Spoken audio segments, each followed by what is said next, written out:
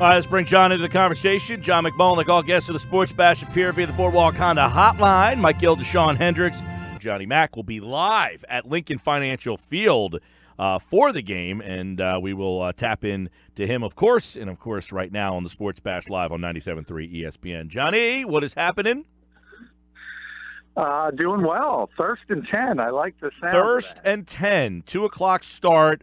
We're on the air till 3:30, and then Merrill and Mike take over. They'll have the call. You know, it's the last game on the Eagles radio network. They do not have the rights to do the championship round. So this will be the last Merrill and Mike tandem broadcast for the season, you know? Yeah, the NFL takes over everything on championship weekend. That's right. Yeah, you got to tune in for Merrill one more time. One more time. Optimistic person in the world, by the way. John, a lot to get into today. Wednesday's usually a big day at practice. I want to start with Sidney Jones, actually, and get your take there and feel there. I mean, do you think he's going to play? And if he does play, who's the odd man out? And, you know, with this week with Julio Jones and Sanu, this is a pretty important decision, I think, by them. Yeah, I thought it was trending toward him playing and being up instead of Rasul Douglas as just a contingency if something happened to Ronald Darby, Jalen Mills. You'd have that kind of talent active on game day against, as you mentioned, perhaps the best receiver in football, Julio Jones, and then Mohamed Sanu is really good. So they're just talented at the wide receiver position. So it's nice to have somebody like that up. He showed up on the injury report today with a hamstring. Saw him in the locker room, said it was just sore. But we'll see how it progresses because obviously he's coming off a long rehab with the Achilles. And that's sort of the things that happen is you could potentially favor another part of the body. It's what happened to Jordan Hicks, he admits, when he's trying to play through a number of injuries and then all of a sudden tore his Achilles. So I think the Eagles will be cautious if he's not completely healthy, but I think if he is, I think they're going to try to get him dressed. John, obviously, you know, that secondary, you know, because you said if he plays, you're throwing a young kid who has very little to no experience into a big spot. And there's a lot of – we talked to Barrett on Monday, and he thinks Douglas should be the guy who really gets a lot of the snaps against Julio Jones because of his size. How do you think the secondary matches up with Julio? He had, 16 targets in the game now. They kept him out of the end zone, but had about 140 yards and 10 catches in that game last year. Yeah, nobody matches up with Julio. So, I mean, you can forget that. Just nobody from a physical standpoint can do it. So you got to go about it in different ways. You got to play, obviously, a lot of bracket coverage and give him a number of different looks to try to slow him down. It's sort of like a great scorer in the NBA. He's going to get his. You just want to make him work as hard as possible to do that.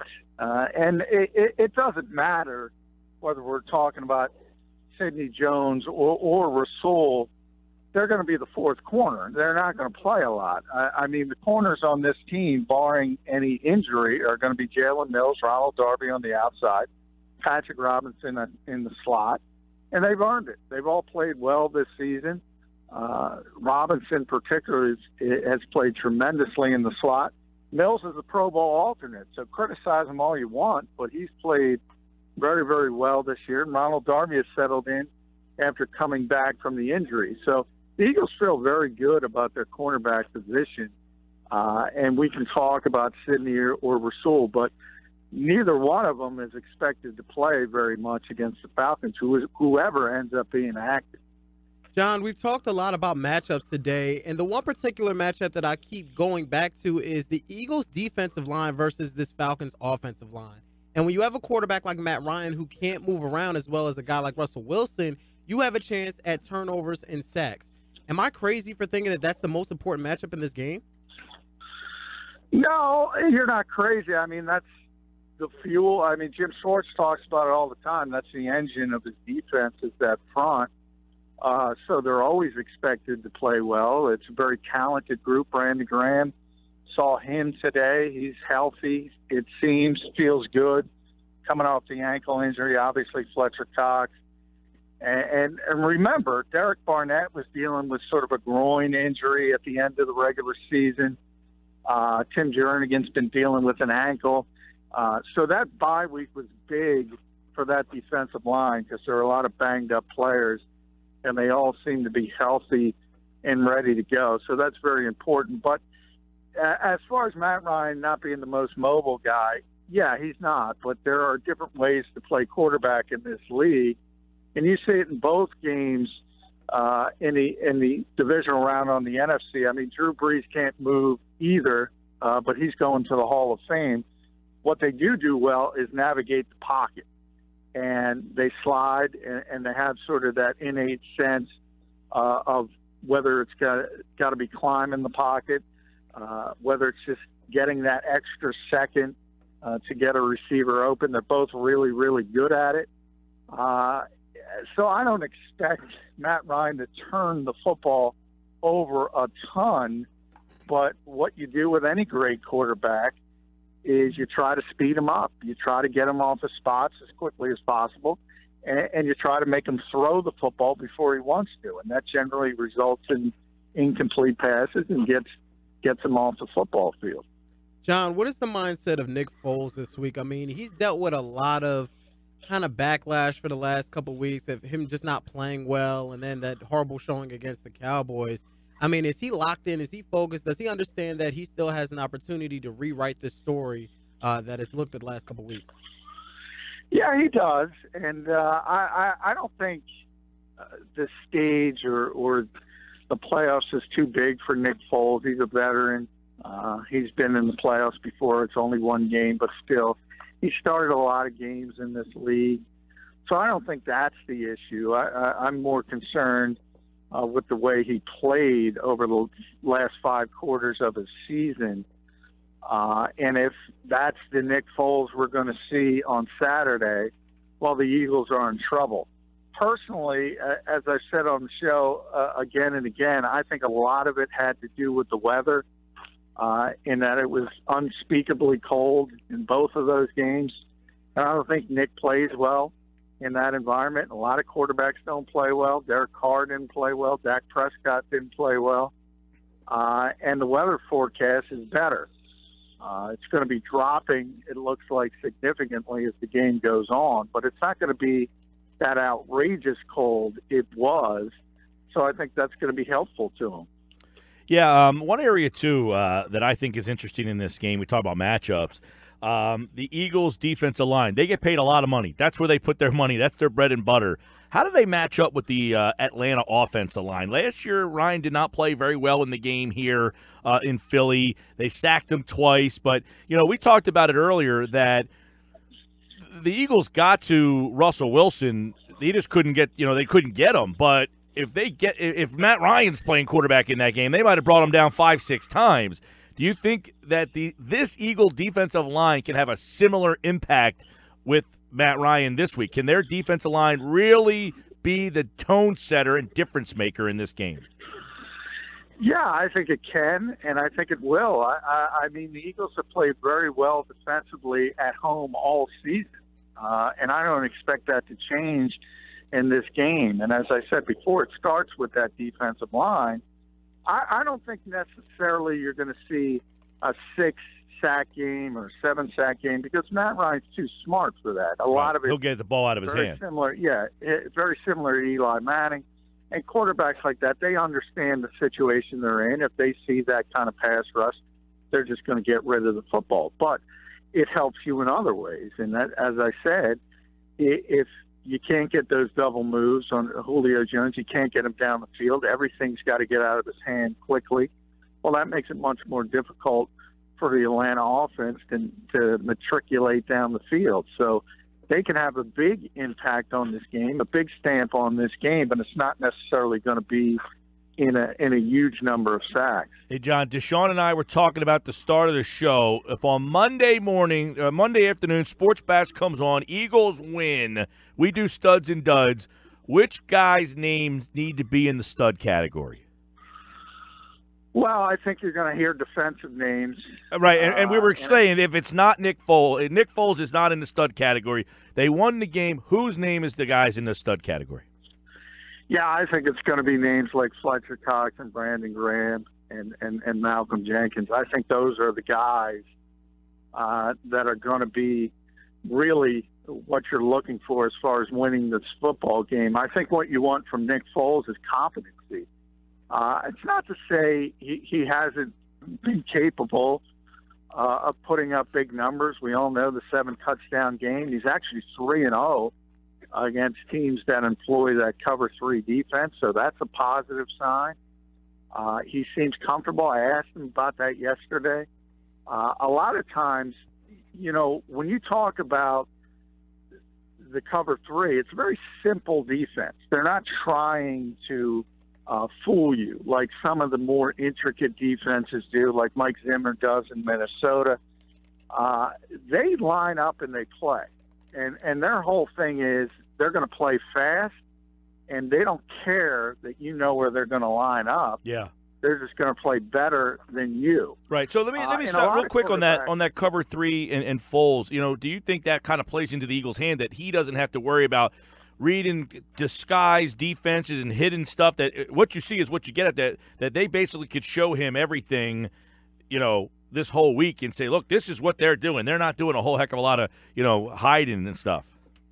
Yeah, and I that's what I was about to say. He seemed, his eyes kind of lit up when I asked him that question. So I think he is very comfortable with a cover 3 or cover 2 where you know where everybody is pre-snap and you don't have to worry about a late blitz or somebody disguising what they're doing on defense. So I think Nick feels very, very comfortable against this type of defense.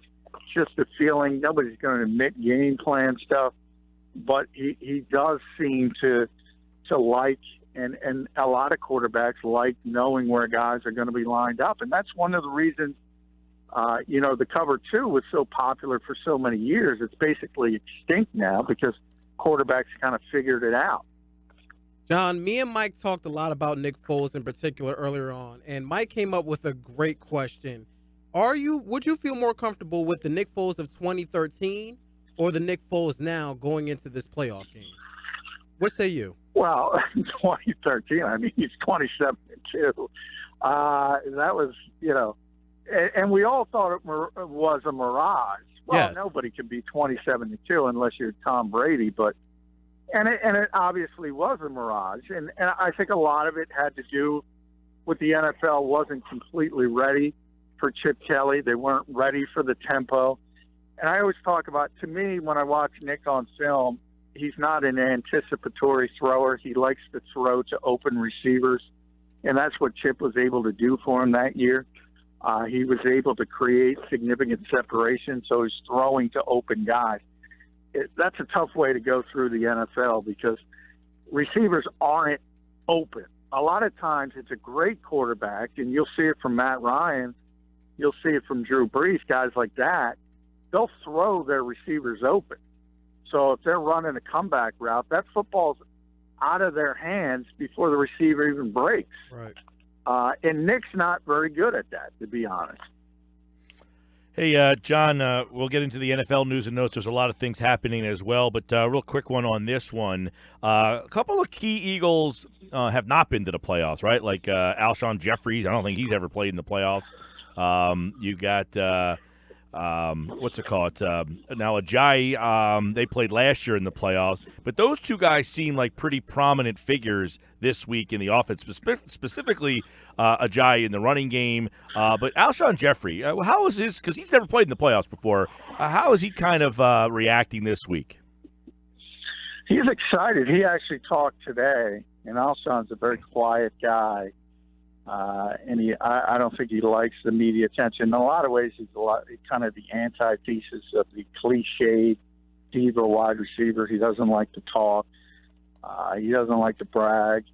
But he was smiling today. He's very excited. I mean, yeah, for a lot of players, they're not used to this. This hasn't been New England over the past number of years, where you kind of take for granted that you're always going to be in the playoffs. So I think that's been one of Doug Peterson's narratives this week is that take advantage of your opportunity because it might not be here every year. Right. And even when it is here, you could be 13-3 and it could be snatched from you. Yeah, well, and that's part of it as well. They did the heavy lifting with Carson Wentz, and now they're in a position where they only have to win 2 home games to get to the Super Bowl.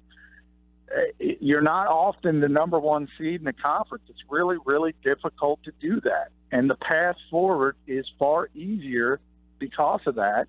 And even if it has to be ugly, if it's got to be 17-14, you just got to find a way to win the football game and keep moving forward. A couple news and notes. Let's get John's take on what's happening in the NFL. John McMullen at JF McMullen on Twitter. And check out his stuff on the Eagles and the Falcons at 973ESPN.com. Real quick before we go to that, Dan Quinn had his conference call today. What were kind of some of the highlights that you took? Well, somebody texted into our station earlier, said they've been listening to Sports Talk in Atlanta. They said the people down there don't think the Eagles have a shot in this game. No, a lot of people don't think they have a shot. And I think, as I said, that's kind of been one of the Eagles' sort of rallying cries this week is the us versus them mentality. And people, it all comes down to Nick Foles. People don't believe in him. I wrote today, NFL media kind of came up with that trustworthiness ranking. There's too much time in between these games. Yeah. And they come up with these goofy things, and Nick is 8th out of 8 of the quarterbacks remaining. Nobody believes in this guy. That's lower than Bortles. Yeah, which kind of tells you where he is, and that's why people don't believe in the Eagles. Because let's be honest, if Carson Wentz was healthy, they'd be not only a favorite, a significant favorite over the Atlanta Falcons. So that's kind of how Philadelphia is taking it, and the fact that, all right, well, we have a backup quarterback, but the rest of the team, and there's going to be 45 other guys dressed on Saturday for both teams. The rest of those 45, the Eagles are better than the Falcons. And they just got to find a way to get the right formula to win the football game. It's funny. We talked about this with Anthony Beck the other day in that the 45 guys that dress are very comparable on any team in the league. I mean, going down to Cleveland, you're almost comparable with whoever. But the 45 guys are going to – it's who's better coach, whose game plan is better, who comes up with that game plan and executes it really becomes a difference. So Doug Peterson against Dan Quinn, how do you feel there? I feel Doug's in the Coach of the Year conversation. I think Dan Quinn's a good coach as well. I don't think you're going to see somebody significantly out-coach the other from a preparation standpoint. So the coaches in this game won't lose it for them? No, I don't think so. And I get what Anthony's saying, but we see this every year, and too many people, even people who play this game, boil it down to quarterback versus the quarterback. And it just, history proves, look, if you have Tom Brady, if you have an historic quarterback, yeah, you're going to win an awful lot, and you're going to win consistently. But you need a supporting cast as well. And you look at Drew Brees. I remember Drew Brees losing to Rex Grossman in the playoffs because the Chicago Bears had a better team. Yeah. So, I mean, it happened. Rex Grossman played in the Super Bowl that year, and that was still hard to believe. Not a fun Super Bowl. Yeah, that was Peyton Manning's first title, right? Let's get a couple NFL news and notes in here real quick. Steelers corner Artie Burns, apparent right knee injury and a non-contact injury. Without Burns, Pittsburgh, Jacksonville, that game. Artie first-round pick. He's been good, not great. I mean, he's in the middle of the road there, but another key injury for that Steeler defense. Well, yeah, but I think if you look at, who's throwing the football on the other side, I think you could throw out Mike Gill, John McMullen, and Deshaun Hendricks, and you'd probably be okay. The issue for the Steelers is going to be against that Jacksonville defense, and they're going to win the football game. But they're going to know they were in a fight, because that defense is going to make it very, very difficult for them.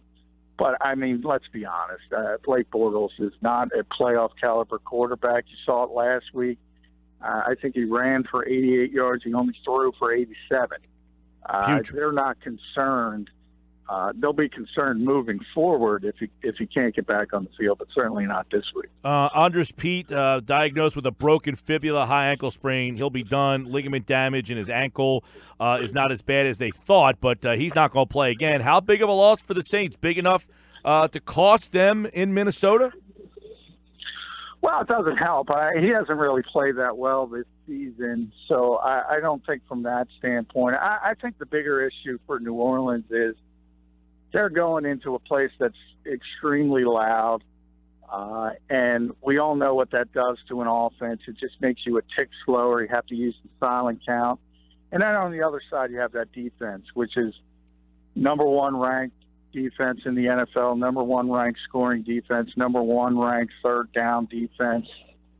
And I was just doing Minneapolis radio, and I found this little nugget, which kind of tells you how good that Vikings defense is. And on third downs, they've been compiling those statistics since 1991. The previous best mark for stopping teams on third down was 32%. The Vikings were at 25 this year. So they destroyed the record. Wow. That's going to be the Saints issue. That Vikings defense is I said we did our confidence picks on who can make the Super Bowl. I got Minnesota number 2 because of that defense, because they're going to be if Philly wins this week and Minnesota wins, Minnesota's going to be a road favorite, right? Yeah, because of Nick. But, poor Nick. I think the Eagles I think the Eagles' defense at home is a lot better. I think Minnesota's going to play well defensively no matter where they are. That's kind of the difference between their defense and everybody else besides Jacksonville. But the Eagles, if they're playing at home, they're in the football game. There's no question about that. Yeah. All right, John, we'll do it again tomorrow. Of course, all the NFL news and notes right here on the Sports Bash. John McMullen, brought to you by Gino Pinto. And if you need NFL, follow him on Twitter at JF McMullen. Take care, bud. Thanks, John. Hey, thanks, guys.